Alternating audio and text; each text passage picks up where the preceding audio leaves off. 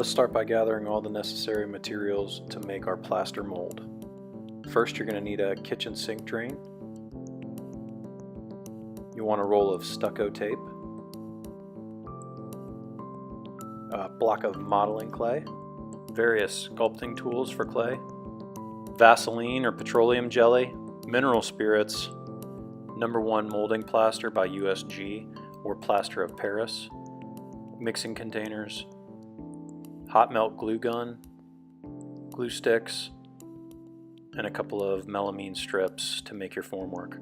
Alright, now that we have all our materials together, open up your shiny new sink drain, unscrew the nut, and set it aside along with the paper and rubber gaskets. Take your stucco tape and wrap it around the threaded section of the drain body several times. I think I wrapped it like 6 or 7 times here.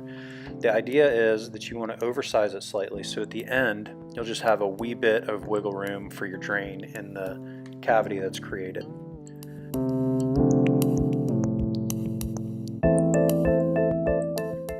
Get out your modeling clay and break off a small amount. Here you just want to channel your inner 6-year-old and roll out a snake roughly 1/4 inch in diameter. Really, you can make it any diameter you like. You're going to take the snake and you're going to press it onto the flange of the sink body. The idea is to use the clay as a gasket between the drain body and your work surface so that you can press it down evenly until all but about 1/8 of an inch of the material remains under the flange. Make sure you press it down evenly. You don't want to have one side sticking up higher than the other, as that'll transfer over to your finished piece. And now you want to get out your knife and your clay tools and cut away most of the material there. The idea here is to create a bevel in the clay from the tip of the flange outward. This bevel is going to assist in releasing the plaster from the drain body, and ultimately it's going to create a recess in your finished concrete sink that the flange will rest in. I have a little bit of OCD when it comes to these things, so I have a tendency to mess with it a little bit longer than I should, and sometimes it makes it worse before it makes it any better. But ultimately here you see the bevel created by the clay.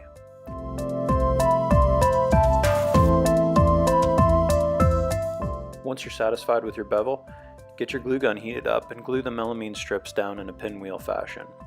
And this is where one end overlaps the start of the next piece that you're going to glue down perpendicular to it.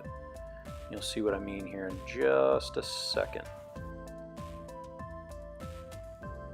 And you're going to want to make sure that you glue the vertical seams as well.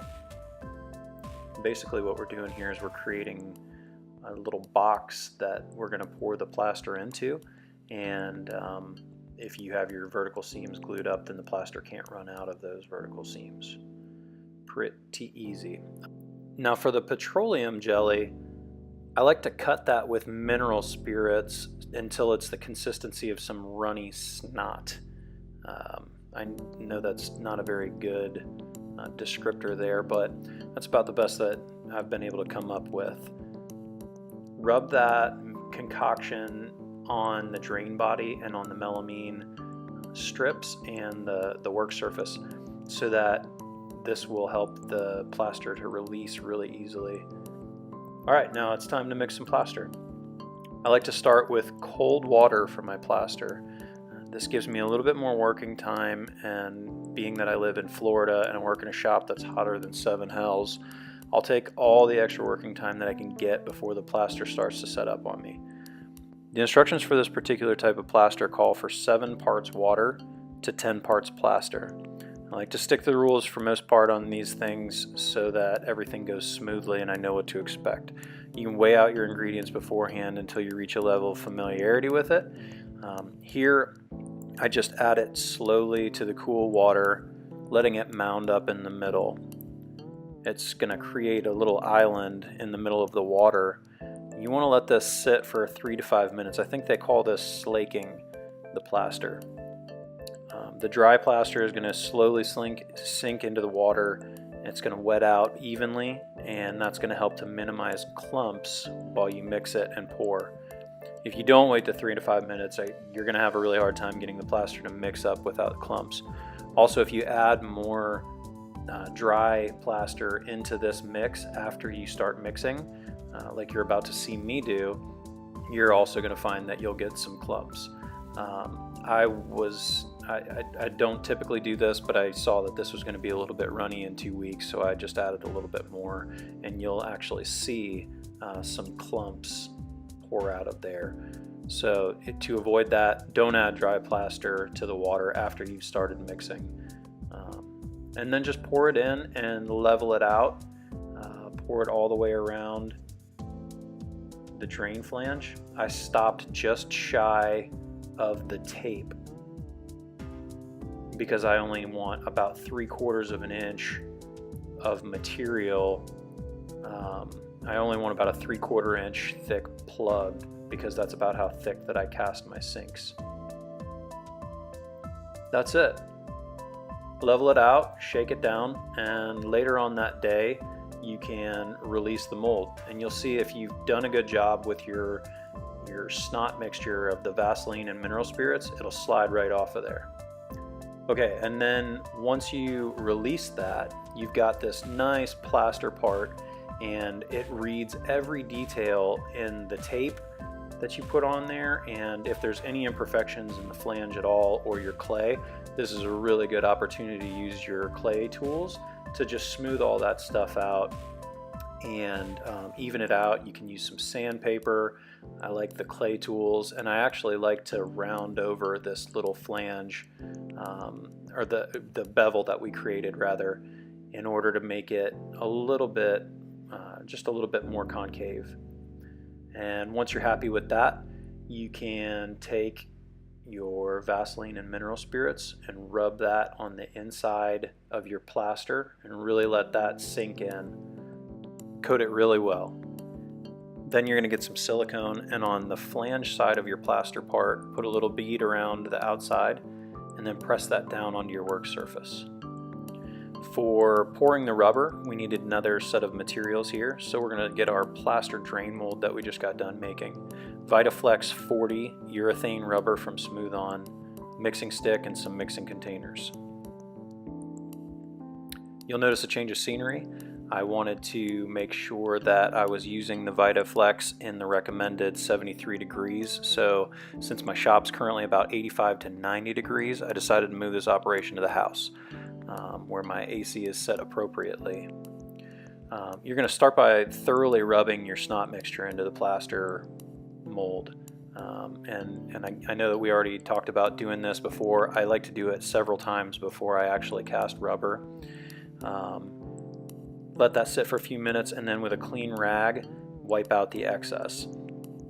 You're going to mix part B of the Vitaflex rubber really well. Then pour equal amounts by volume of part A and B into a mixing container and mix it really, really, really well. If you're doing it by hand, I like to mix it for at least 2 to 3 minutes. If you're using a drill, like I'm using here, a slow speed will be nice, and about a minute, minute and a half is sufficient. Once you're satisfied that you've mixed the rubber thoroughly enough, very slowly pour your rubber into the mold. You want to go so slowly that it seems like it's taken forever, but this is going to really help in not creating air bubbles that'll get trapped under the flange section. Patience pays off here, I promise. Wait 16 to 24 hours and then demold your new rubber sink plug. You handy little devil, you. Go ahead and give yourself a pat on the back for making something awesome. At this point in the demolding process, my silicone, I think I used a little bit too much silicone, and that stuck to my work surface really, really well. So you'll see here in just a second that I decided to destroy my plaster mold and chop it up into sections. And once I did that, once I was able to get the silicone to break free, the actual rubber part, the drain plug, removes really easily, and it would have if that whole plaster assembly had come off of the work surface. But you can tell that I'm having a real hard time getting that plaster to remove. There it is.